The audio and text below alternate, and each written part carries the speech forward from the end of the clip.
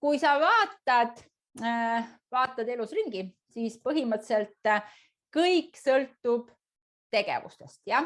Oled tähele pannud või? Ükskõik, kui sa tahad paremat enesetunnet, sa pead midagi tegema, jah? Kui sa tahad endale midagi nagu soetada või luua, siis sa pead midagi tegema. Et praktiliselt kogu sinu elu sõltub sellest, kui hästi sa teed neid tegevusi, kui vabalt ja rõõmuga sa teed neid tegevusi. Nii et kogu su elu standard ja olemine ja need tulemused, mida sa saad, sõltub sellest, kui hästi sa midagi teed. Ja see tegemine sõltub sellest, kui hea sa oled enesejuhtimises, jah? Et kui me räägime sellest, mõtlesin välja mingi võrdluse, et mis on siis see, mida ma õpetan ja miks ma ütlen, et see enesejuhtimine on oluline. Mõelge selle peale, et teil on auto, seisab siin hoovis plekist, eks ole, 4 ratast all, mootor ka ja siis istute sisse. Ja mis nüüd juhtub? See auto ei juhi ennast ise, jah? Kui te annaksite autole juhtimisõiguse, siis kuhu te sõidaksite? No, heal juhul ei sõidaks kuskile, halvemal juhul sõidaks kraavi, eks?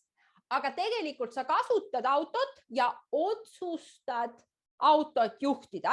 Ja kui sa seda teed, siis sa oled saanud endale tööriista, mis viib sind punktist A punkti B palju kiiremini, kui sa ise jõuaksid. Nii, nüüd meil on tööriistaks keha. Vaadake see konteiner siin.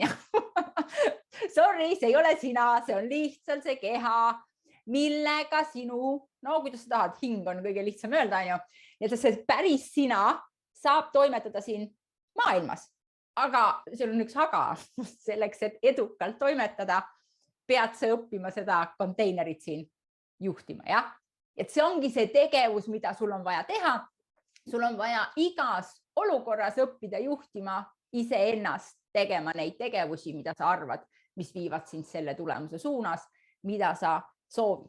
Nii et meil on tarvis seda enesejuhtimise oskust, mis tegelikult 100% hõlmab sinu tegevust. Ja tegevust mitte ainult selles füüsilises ruumis, aga ka tegevus selles mõttes, et sa juhid oma mõtet ise, see on tegevus.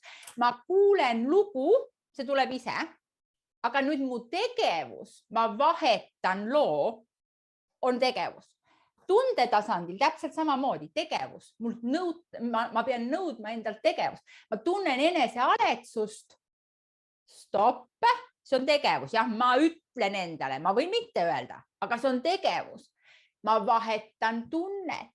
Mis tähendab, et ma vahetan lugu ja siis ma vahetan tunnet. Jah, et kõik käib nii, aga ma saan oma tunnet ise määratleda.